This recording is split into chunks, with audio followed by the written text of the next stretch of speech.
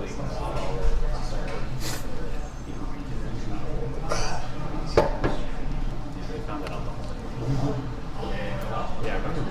one. 1, 2, 1, 2. So guys, we have a treat today. Josh McIntyre, 2-time DEF CON speaker in the blockchain village, once speaker in the Hackers Guild, first-time GuildCon speaker. It's a big honor. I think you wrote a book. Yeah. 1, 2? Yeah. One book? One book. Okay. He will plug himself later. I allow him to do it. But his talks are always great, so please, it's a treat.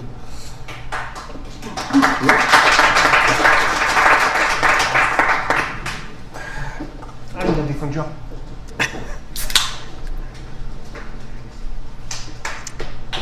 Shot followed by God's own seltzer water, Polar Black Cherry, the greatest of all time. All right, so my talk today is on cryptography for hackers and engineers. So don't worry, this is not going to be super math heavy, super deep into the weeds with crypto.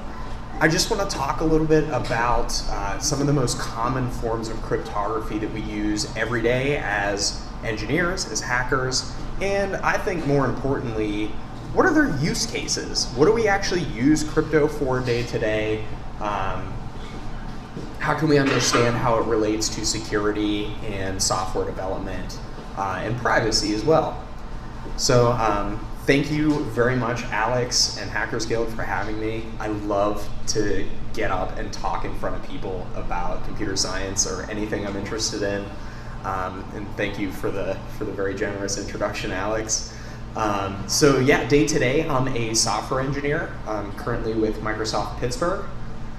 And on the side, I run a tech education project called ChainToots.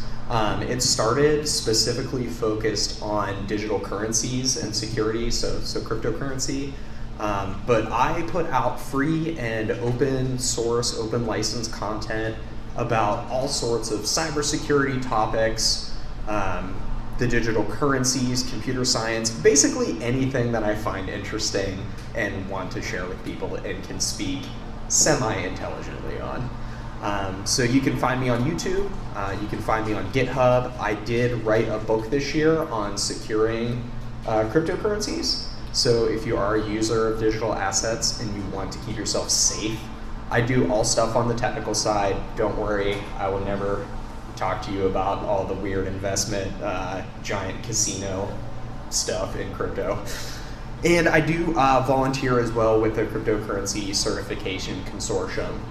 They are an organization focused specifically on education around security and helping people understand those and doing professional certs. Outside of work, usually find me doing something active like climbing or jujitsu, music, something like that. So why this talk? In my opinion, just because cryptography is really neat. Cryptography underpins a lot of what we do as professional software engineers, sysadmins, or cybersecurity professionals. Cryptography is in everything that you do with technology for the most part, at least technology that you want to keep secure and have some guardrails against security incidents or privacy incidents. Crypto is also really interesting to me as a tech person because it's really easy to get wrong. If you go deep into the weeds of cryptography talks, there are a lot of interesting, subtle and not so subtle ways to misuse cryptography and be insecure when you think you're being secure. So this talk is going to be more high level for the broad spectrum of folks in the room about everyday use cases, the most common forms of crypto that you'll see.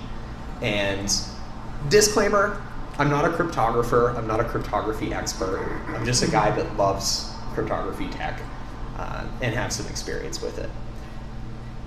If you're working on some project that the public will consume and you are going to use cryptography, please, please, please as every cryptographer will tell you, use a well-vetted, well-audited library and consult a professional if it's important.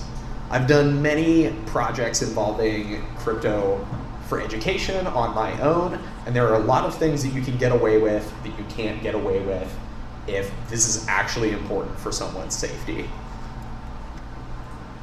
So the categories of crypto that we'll talk about today. First, we're going to talk about hash functions. I kind of think of them as your blender for data. And for some odd reason, I find hash functions the most sort of interesting crypto primitive. They're very fascinating and have a lot of interesting uses for the simplicity of what they are. We're going to talk about asymmetric encryption. And that is, I don't know you, but let's share some secrets anyway. And let's figure out a way to share those secrets securely. And finally, symmetric encryption. Your key is my key is our key. So let's start off with hash functions.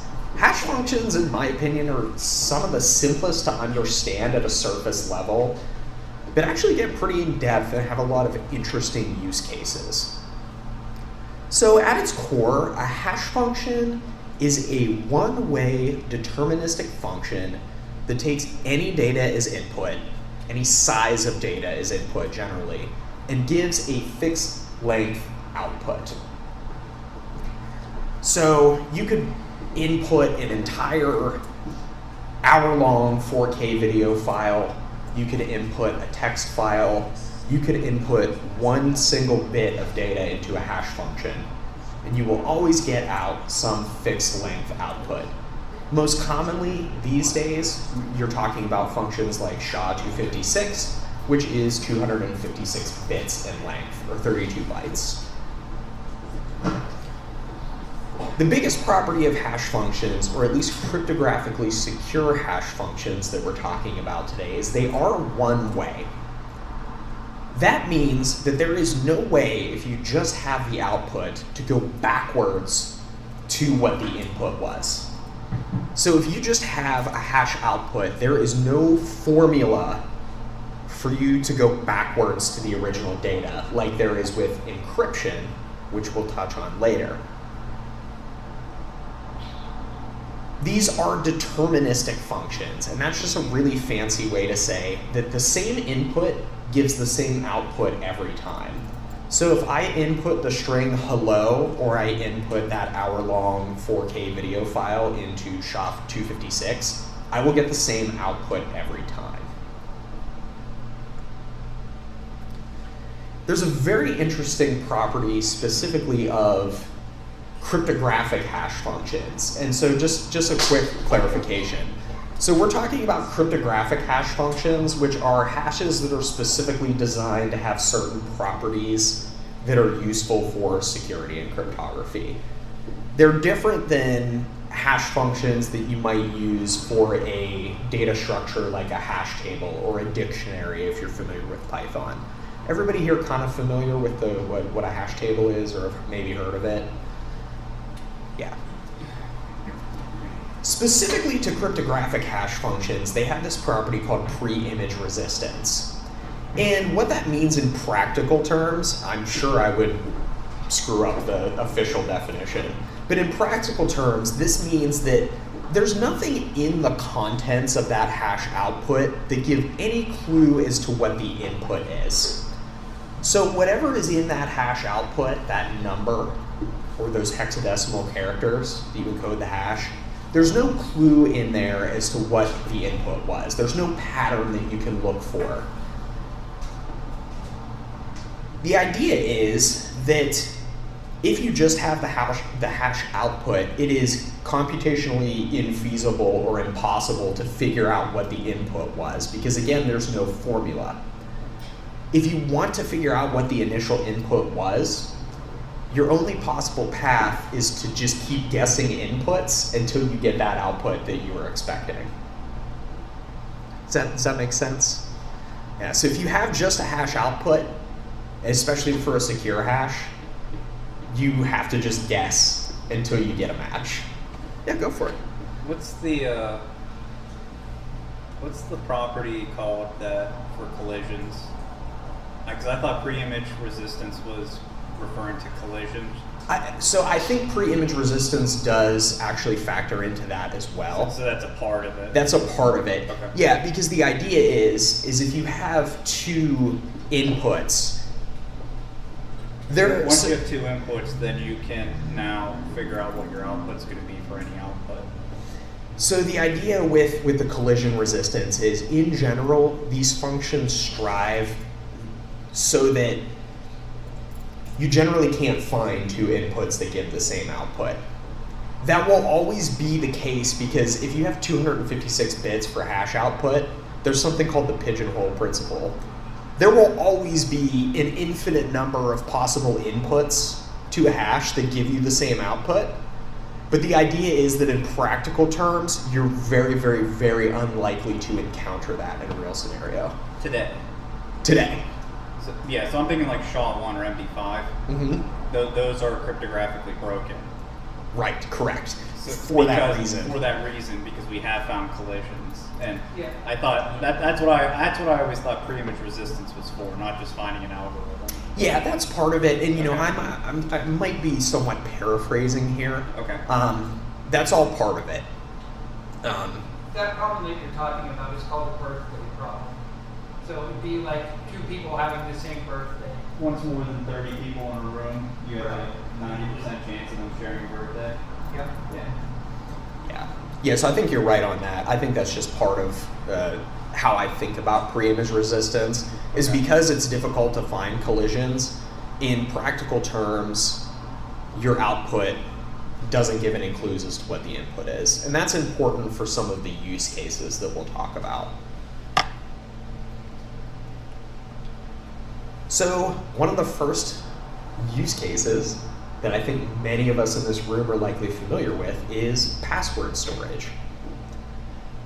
There's sort of a big problem with passwords, right? We've all heard of password breaches, where an attacker gets access to a password database and is able to start taking over people's accounts. In the very olden days of the internet, you might have databases that stored the passwords in plain text, meaning that if you get access to the database, you automatically can take over anyone's account, no matter how good their password is. But for the most case nowadays, we hope, unless you visit plaintextoffenders.com, a great website that sort of catalogs these, is a service will store a hash of the password in the database. And there are actually password-specific hash functions that are designed to be very, very resistant to cracking. So when you log in, you provide your plain text password to the website. The website hashes that password and checks that the password in the database matches. Because remember, same input gives the same output every time. So this gives a layer of security if the database is breached. We often talk about what is a strong password. Well, really, practically what we're defining is if somebody gets access to the password hash without the original password, how difficult is it for them to guess what the original password was? That's why we talk about having long, strong, high entropy random passphrases, because the more randomness you have in your passphrase, the more difficult it is for an attacker to run through guesses and find the correct one. Or it can become completely impossible or impractical in this layer of reality, I guess, to crack that password. So a topic near and dear to my heart that is always slightly controversial, as we are burning a hole in the ozone layer with this, is blockchains, the cryptocurrencies. It's called a blockchain because each new block, each new batch processing of these digital currency transactions actually references the previous block hash.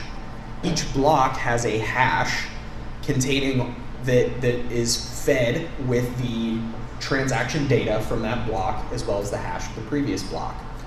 And without getting too into the weeds on how blockchains work and how they're secure, essentially the further back you get in the history on a blockchain, the more infeasible it would be for an attacker to try to rewrite history because of this hash. This is where proof of work mining comes in. So who here has heard about cryptocurrency mining and how has some problems with it environmentally and things? What they're doing is essentially guessing random values that they pair with transaction data in a block, and they're trying to find a hash output that is less than what we call the difficulty target. This is that number that adjusts that makes it possible to batch a block in about every 10 minutes of time.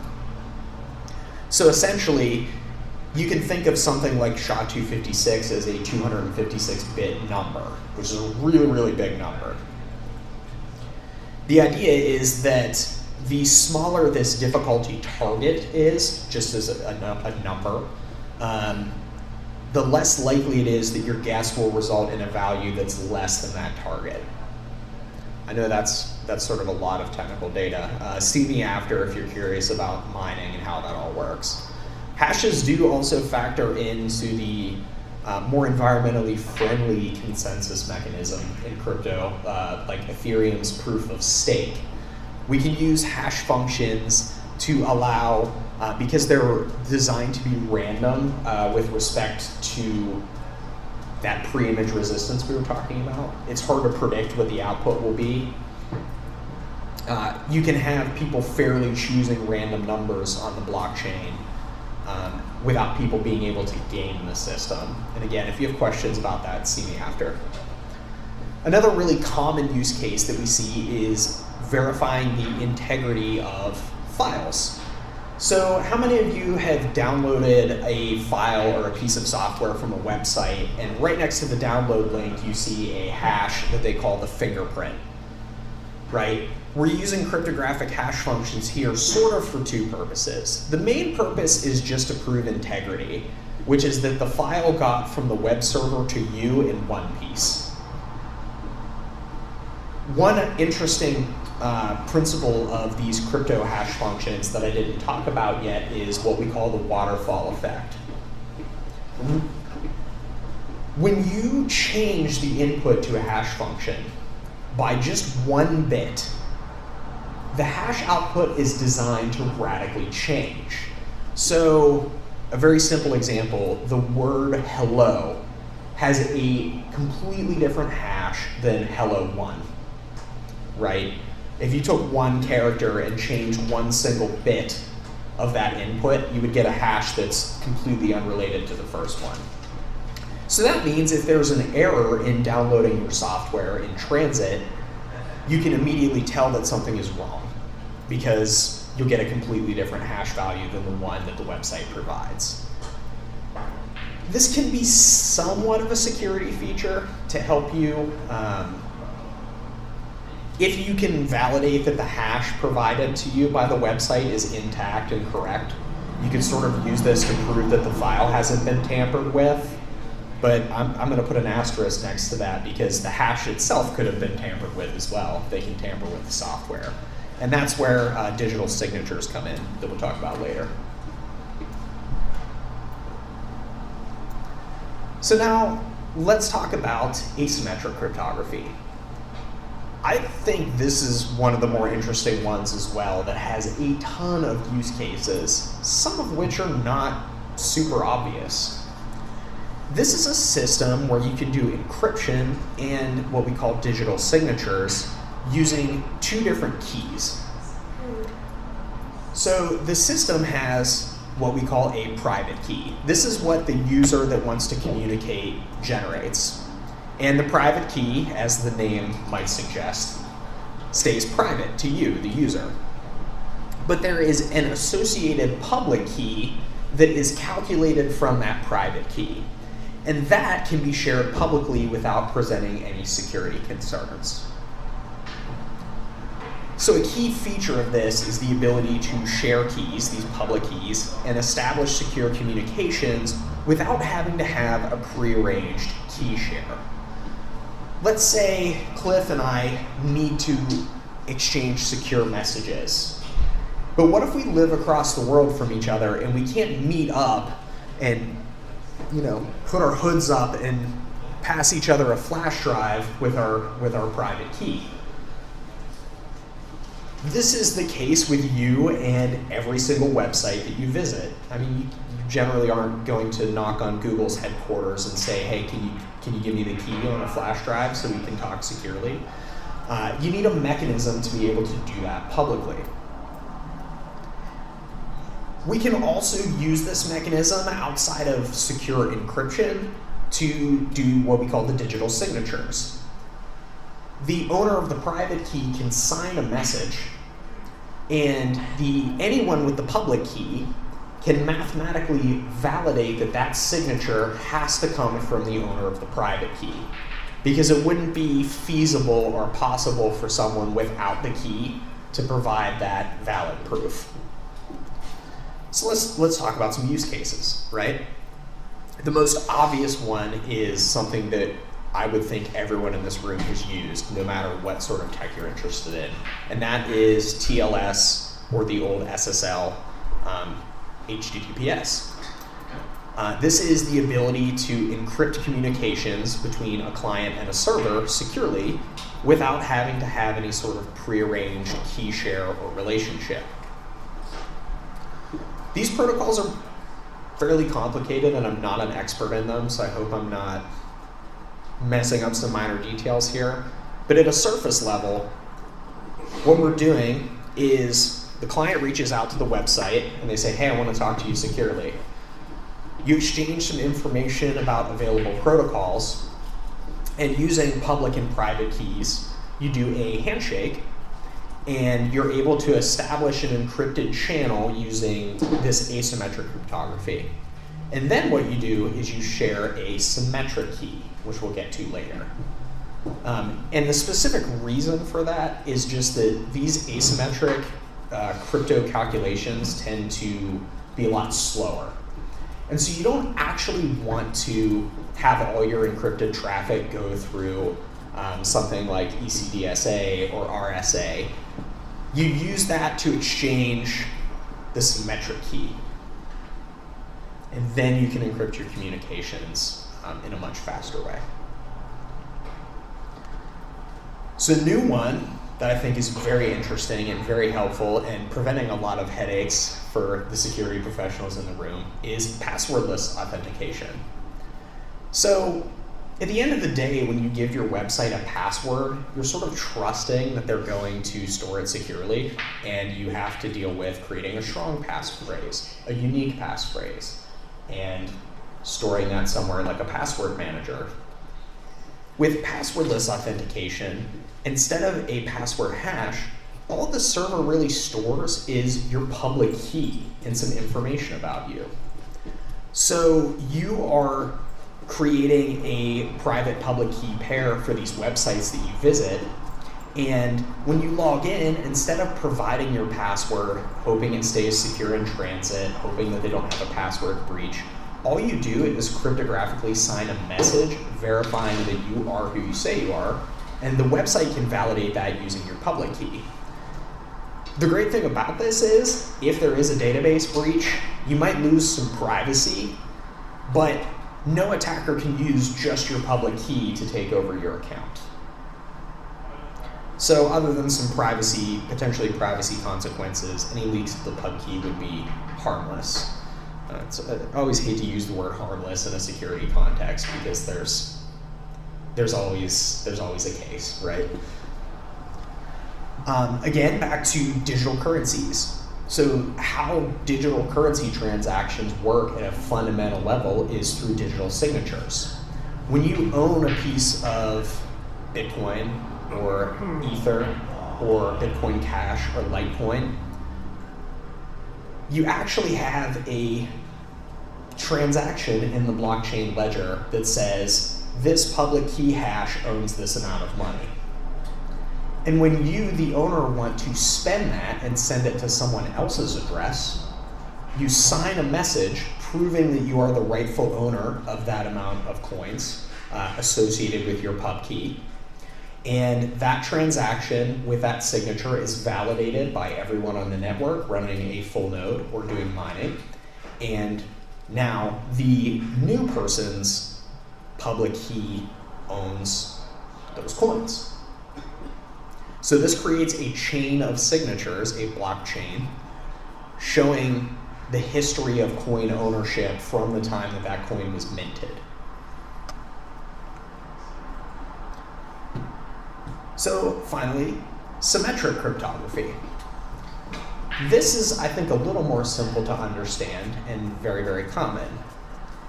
This is a system that uses a single shared key for encryption and decryption.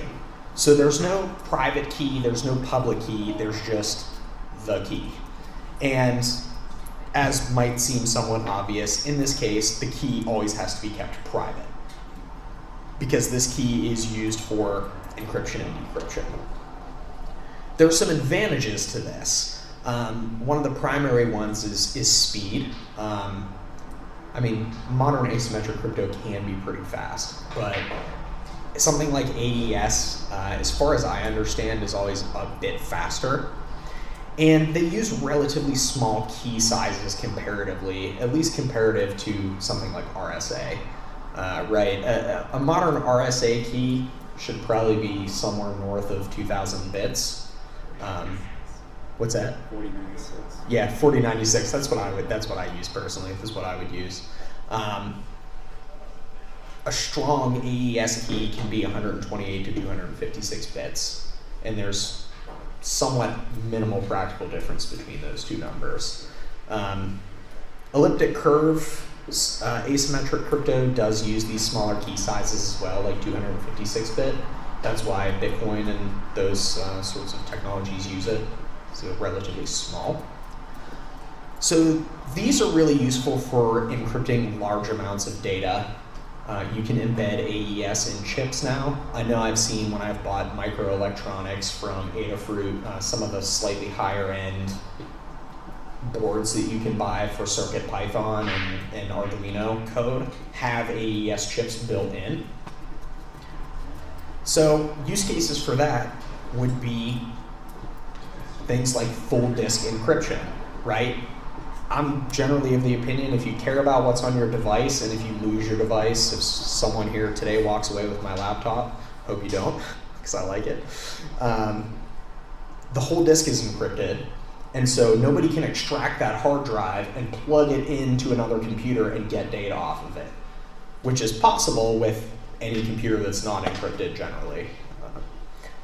So BitLocker, which is Windows sort of proprietary full disk encryption, VeraCrypt, which is a very, very good, strong open source tool for this, Linux's Lux, they allow very fast encryption and decryption of data, so fast that you don't notice it at all. If you use a fully encrypted laptop, you'll never notice a practical difference in how long it takes to read and write data from disk than you would if it was unencrypted. Because AES and other modern symmetric algorithms are very, very fast. There's sort of two ways that you can derive the key for that. The key is always going to be something like a 128-bit or 256-bit random number. It should be high entropy and strong. You could store that in something like the TPM chip on the device, which is fairly common, or you can use a special type of, it's a sort of a hash called a key stretching algorithm, which allows you to take a password, so you can generate your own, passphrase to type on boot up, and that will be stretched into a key that you can use for the encryption, which makes it a little bit more portable, but technically not as strong than if you just have a randomly generated number. And so also for things like single file encryption, sometimes it's useful to encrypt your 7-zip archive, your zip file, your tar file, something like a LibreOffice encrypted document, password protected document, is AES under the hood. That's not always true, by the way, so be careful. Old Windows Office, or Microsoft Office, password protection really didn't do anything. You could read the data off the disk and it's fine. As far as I know, modern Office files do actually use encryption under the hood. Look that up before you store something important in an encrypted Word document, please. And like I said earlier, this is used in protocols like TLS to do the actual encryption. So I did start early. I talked slightly fast. I covered a lot. Does anyone have any questions? I remember learning about backdoors and stuff in encryption schemes. What does that mean? Sort of at a practical level and at a theoretical level too. How does that work? On a practical, theoretical level, there's a lot of things that can mean. So generally what that means is that some agency, right? So at the end of the day, an encryption algorithm is a recipe. It's an algorithm. It's a set of mathematical steps that you use to decrypt, encrypt. And in order to have strong encryption, strong hashes, there are a lot of things that go way over my head that need to happen in order for that algorithm to be resistant to cracking, right? Some sort of weakness that would make the output predictable or something like that. It's hard to say, I'm not an expert in that, but generally the idea is that you would be adding some sort of non-obvious weakness to the algorithm so that you could get to the data without knowing the key. Does that make sense? I'll throw this out here, and again, I'm not a cryptography expert.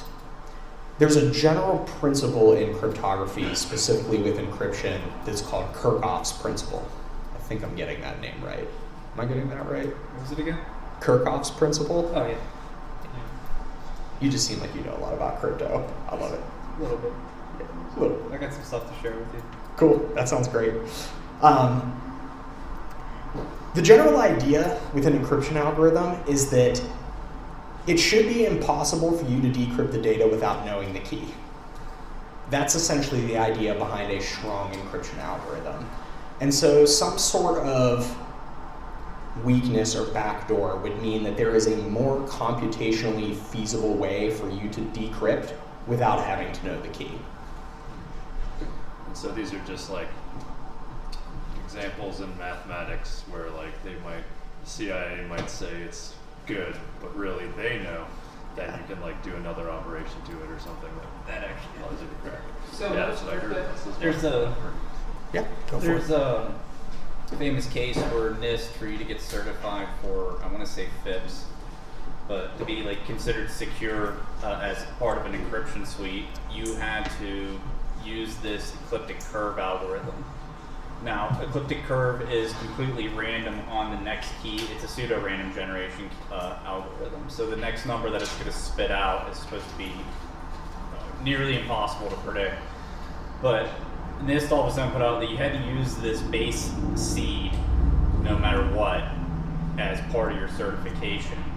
And everybody's like, that doesn't make sense. Why would you do that? And later on, I think it was WikiLeaks or Snowden, dropped that, the CIA had basically said they told NIST, you will require this, because the CIA was able to figure out the entire algorithm off that seed, and that was their back door. So anybody that was using that encryption algorithm, which was now mandated to get certification, was able to decrypt everything based off of it. That's the back door. So the problem is to verify a cryptographic algorithm, usually you want independent analysis by mathematicians. So normally, for NIST, at least from my knowledge, they will have multiple universities, some even outside the United States, verify the algorithm. Then it goes into a competition with other algorithms, which are basically checked against each other to determine if keys can be hacked. And they usually do it by running brute force over and over by so many runs. And they'll do stuff like shifting bits and all kinds of stuff. But basically, if it survives that analysis, usually it'll get NIST approval. Now, there's always the idea, like the previous gentleman said, that yeah, the CIA can force certain things to limit the pool or to determine the next seed, or you know what I mean, any of those things. What's scary about actually all of this is probably the next 10 years, all of this is going to be moot anyway because of quantum cryptography. Because they'll basically be able to analyze the entire elliptic curve through probability analysis to get the key. So I guess what I'm saying is,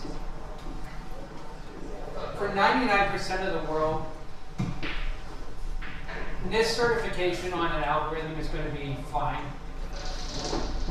But there's always going to be a chance that a 3-letter organization, a rogue country, somebody with a giant supercomputer is going to be able to analyze what you're doing. The key, though, is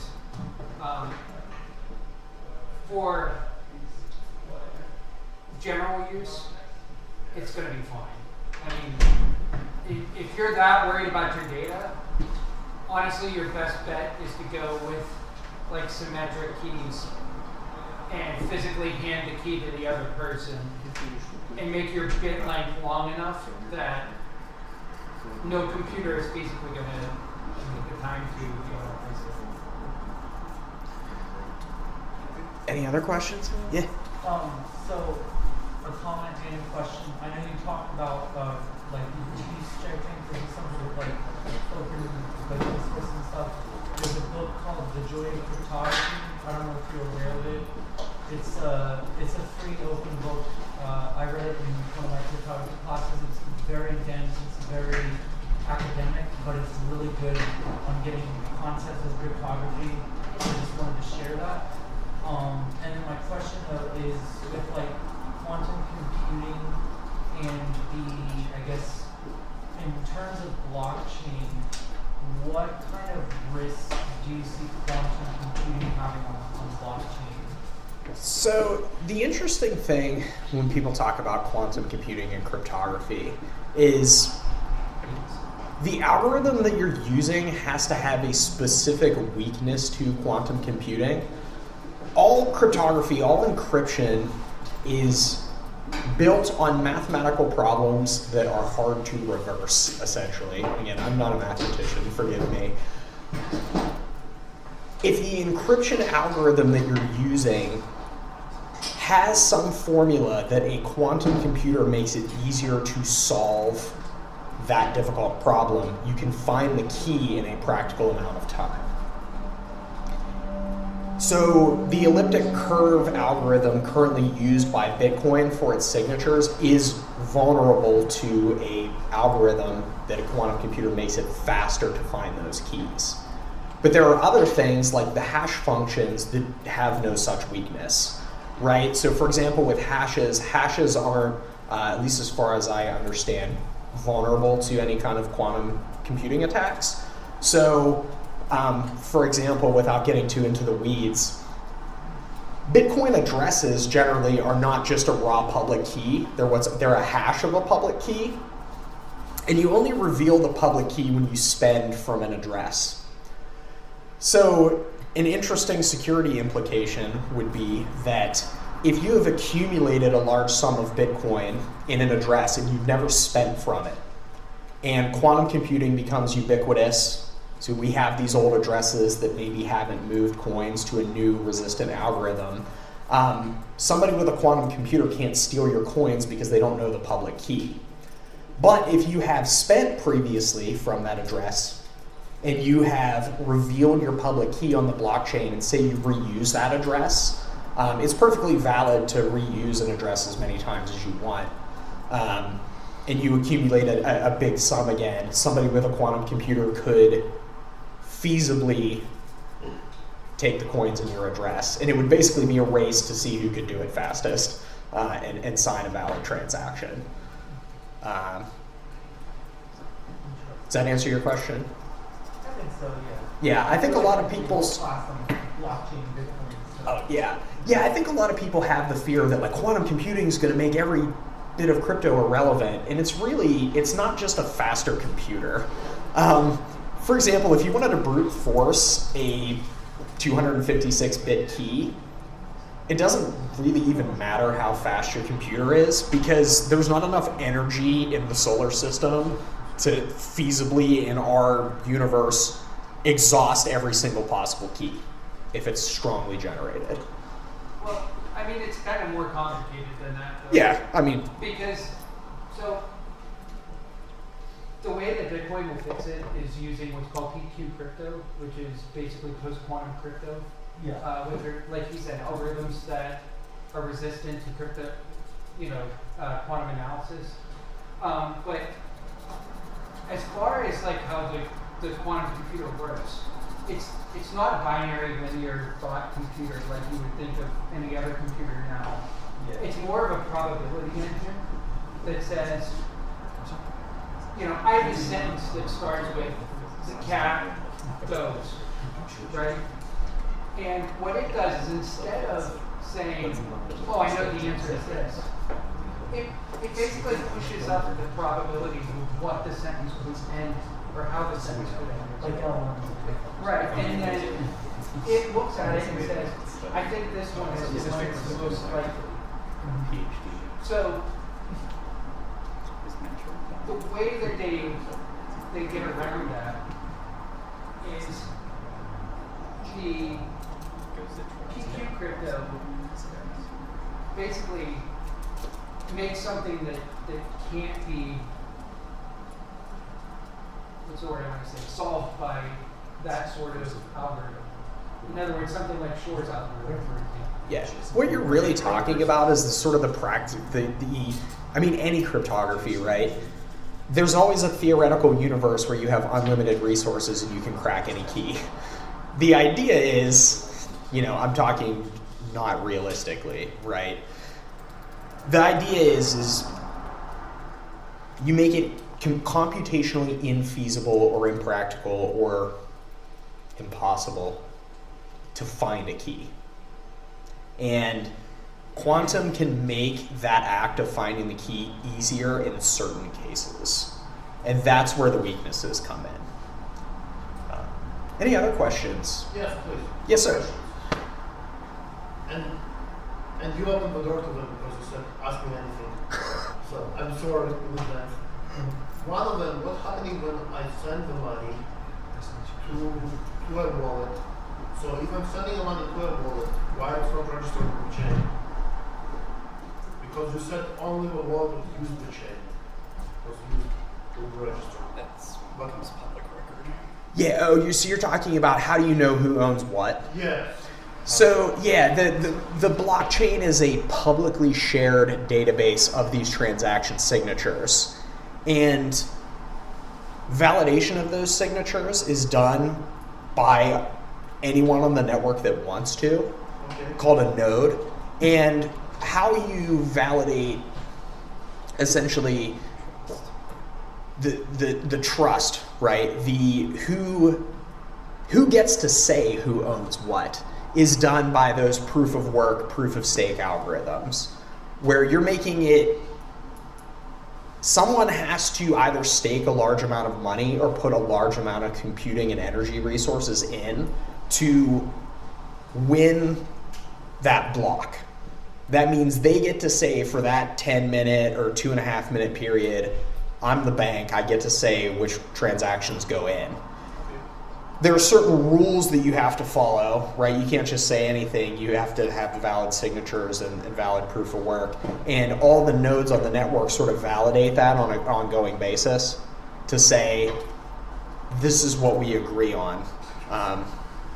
Bitcoin's sort of claim to fame, the reason it was the first digital currency to actually come into widespread use is with proof of work, it solved that problem of how do you get a group of people to trust each other without a trusted intermediary like a bank or a government saying this is the truth. And my second question is, it's okay if you don't answer it, we can talk about it later if you don't answer it, but it's okay. So it's about Monero. Why basically we can trace Bitcoin wallets, and we cannot trace Monero wallets, and then storage? Yeah, no, that's a great question. I will have to defer that. I have just by choice sort of focused on a couple of the main, like Bitcoin, Bitcoin Cash, Litecoin. I don't have an understanding currently of how Monero works, their crypto. Everything on Bitcoin, all the transactions are public, right? The reason it even works is you can essentially trace the history of a coin from when it's minted by the miners to its current owner. So there's a misconception that Bitcoin is anonymous. Bitcoin is not anonymous. Bitcoin is what we would call pseudonymous. Your address is randomly generated. It doesn't say anything about who you are. But if through other open source intelligence, OPSEC failures, whatever, someone can associate that address belongs to Alex, now they can see the history. This is how blockchain analysis works, like companies that do this and law enforcement tracing coins is these institutions sort of start to build a database of, say, for example, addresses that belong to the Coinbase exchange. This is a centralized exchange. So they can start to trace the movement of coins throughout its history and start to tie it to owners using these other factors. And then it sort of becomes easy. Thank you. Anything else? Thanks everyone so much for your engagement. Like I said, I hope I didn't make any too glaring mistakes. I'm not a crypto expert, but I love this stuff. So I'd be happy to talk with you after, especially if you have digital currency questions. I have a little bit more expertise. And I do have books available as well, print copies of my book. You can get the ebook. And if you do not want to pay for some random guy's book, the book is also open source. Everything that I put out is all under Creative Commons licenses or open source software licenses. I not only encourage sharing it, or not only allow sharing or reuse, I encourage it. So if you find my slides useful, if you find my book useful, you find any of my tutorials useful, and you want to use it for something, please do. And thanks everyone for your time.